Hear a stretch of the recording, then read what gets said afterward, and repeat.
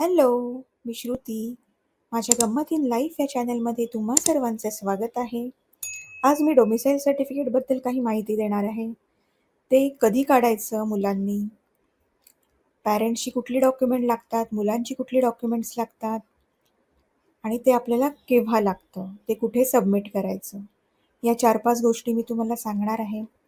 तर मुलांचं domicile certificate आपण 18 वर्षानंतर काढू शकतो. मुलं एकदा का 18 वर्षाची झाली, की आपण आपल्या वॉर्डच्या, मी मुंबईबद्दल बोलतेय, तहसीलदार ऑफिसमध्ये जाऊन अप्लाय करू शकतो. बरं, ते अप्लाय करायला आपल्याला कुठले डॉक्युमेंट्स लागणार आहेत मुलांची? तर मुलांचे 1st to 10th पर्यंतचे मार्कशीट म्हणजे त्यांचा जो काही रिझल्ट असतो ते लागणार आहे. मुलांचं बर्थ सर्टिफिकेट लागणार आहे आणि आधार कार्ड लागणार आहे.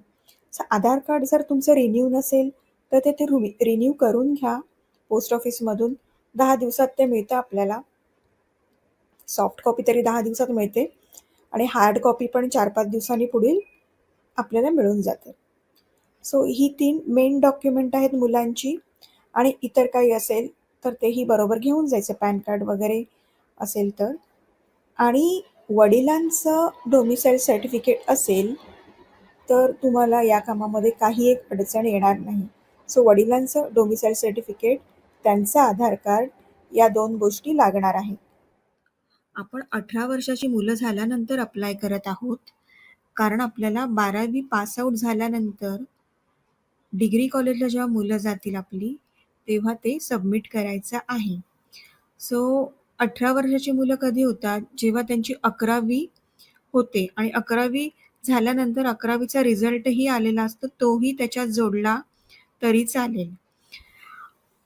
आणि आपण आधीच अप्लाय करतोय, कारण आपल्याला शुअर नाहीये की आपल्याला ते कधी हातात मिळणार आहे. साधारण महिना लागतो, महिना 1.5 महिना हातामध्ये यायला हे सर्टिफिकेट. म्हणून मी म्हटलं की आधीच अप्लाय करा, जेणेकरून आपल्याला कोणाची एजंटची वगैरे गरज नाही भासणार. आपण स्वतः ते काम करू आपल्या हातांनी आणि आपली ओरिजिनल डॉक्युमेंट पण कोणाच्या हातामध्ये द्यायला नको आणि आपला वायफळ खर्च नको. कारण याच्यामध्ये फी निग्लिजिबल आहे, मी आधीच सांगितलंय. फक्त ₹30चा फॉर्म आणि पुढे काही ₹100च्या आतमध्ये त्यांची फी असते, त्याच्यामध्ये आपलं काम होऊन जाणार आहे, हे लक्षात घ्या.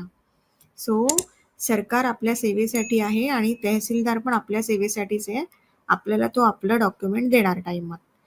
सो म्हणून आधी अप्लाय करा, जेणेकरून आपल्या हातामध्ये आपल्याला पाहिजे तेव्हा आपलं डॉक्युमेंट असेल.